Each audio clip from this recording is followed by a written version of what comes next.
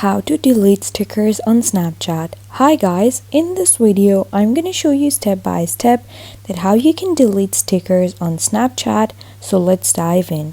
So first you have to open your Snapchat app and then head over to your messages section. Now just open any chat, like I'm going to open this chat over here. And once you're on the chat, you simply have to click this stickers icon on your chat. Just click this one, the Snapchat chat stickers option. And once you click it, it's going to pop up with this stickers window. And on this window, you simply have to click this scissors icon over here. And it's going to take you to the page where you have created the stickers. Now these are the stickers that you have created on Snapchat.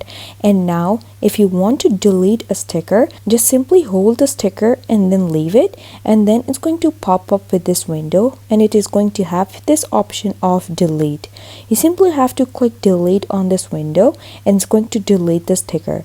Now you can just hold and press the sticker and then it's going to pop up with this window, and you simply have to click delete on the window and it's going to delete the sticker. And that's how you delete stickers on Snapchat.